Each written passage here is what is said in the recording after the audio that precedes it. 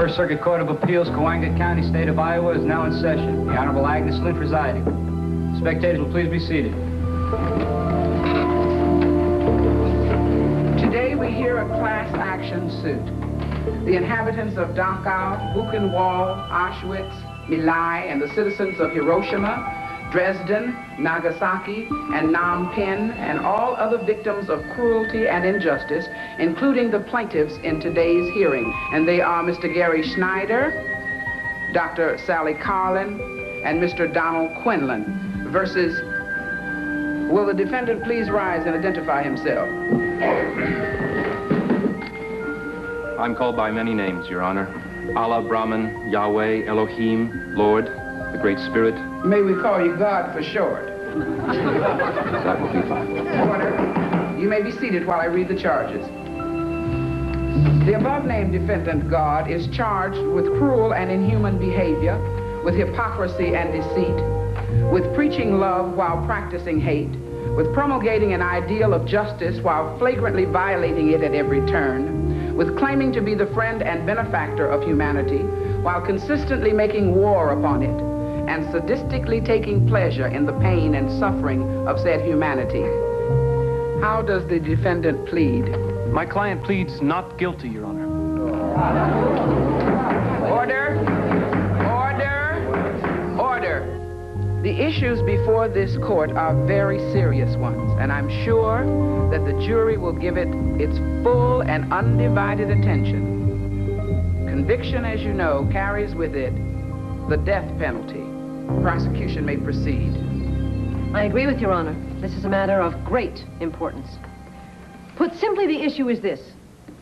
Why does a God who says he is all-powerful, all-knowing, and all-loving create a world in which good people, through no fault of their own, are forced to endure intolerable pain and suffering? To delve into this question requires great intelligence. To face its answer requires even greater courage. Ladies and gentlemen of the jury, you have been selected because this court is convinced that you have both. Now, as my first witness for the prosecution, I would like to call to the stand Mr. Gary Schneider.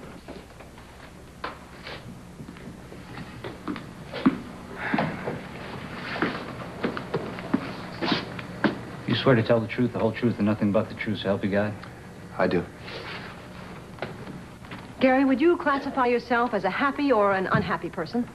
I'm afraid I don't win any prizes for happiness. What would you say is the cause of your unhappiness? When my wife got sick 16 years ago. How sick was she? Very sick. It was cancer. It took 15 months for it to kill her. What were those 15 months like? They were terrible. The pain was excruciating. And what did you do? What could I do? Me and the kids, we tried to make her as comfortable as possible. Let her know how much we loved her. And we prayed. We prayed up a storm. We asked God if he could show us some mercy to let us have her a little longer. I guess he was too busy to bother. How did the kids take it? It's tough. But they're great kids, and we stuck together and bowled our way through it. How are they doing now? Fine. I'm so proud of them. Why then do you say that you're unhappy? Is it because you lost your wife and you had to raise the kids without her? It's not that I lost her. It's the reason I lost her. That's what bothers me. Would you mind explaining that? Well, we lived in Fayetteville, 2 miles from the chemical plant. 20 years ago, they didn't know what they know today. They had to get rid of the waste. So what do? They dumped it in the ground and contaminated our water supply. I knew there was a mistake. Hell, anybody can make a mistake. What bothers me is the thinking behind the mistake. Now, they knew there was a problem, but they decided it would be cheaper to compensate the relatives instead of taking the necessary precautions. I mean, can you imagine? I lost my wife. My children lost their mother because it was cheaper to dump the stuff. How do you feel about those responsible? I hated them until I met them, and now I just feel sorry for them. Anybody that puts money before people is just a poor excuse for a human being. How do you feel about the defendant in today's court? Who, him? Well, I try not to think about him. Why is that? Just gets me upset. I get mad. He's the one that made those stupid jackasses, so he's responsible for what they do. And I blame him with every ounce of energy I've got. Thank you, Gary. Your witness, Mr. Bragg. Well, Mr. Schneider, would you consider yourself a good father? I try to be. Well, as your kids were growing up, did you ever have any trouble with them? Nothing to speak of. Nothing at all? Well, Angela was running with a pretty fast crowd, staying out late at night. And she was going with this guy that was not very good. Bad news. So what did you do? Well, I told her how I felt. I told her that she had to start using her head. But did you keep her home at night or make her come home right after school? What good would that have done? So you allowed her to make mistakes?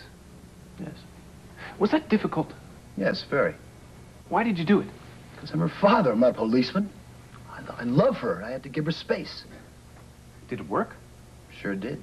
She learned from her mistakes. I knew she would. Now she makes her own decisions. Good ones. And allowing her space was necessary for that? I think so.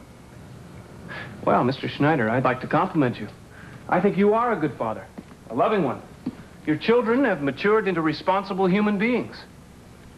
Isn't it possible, Mr. Schneider, that out of this awful tragedy of your wife's death came a very great good? What do you mean? Well, I mean that from it, you and your children seem to have learned to forget about yourselves, to really care for one another. And isn't it conceivable, Mr. Schneider, just conceivable, that the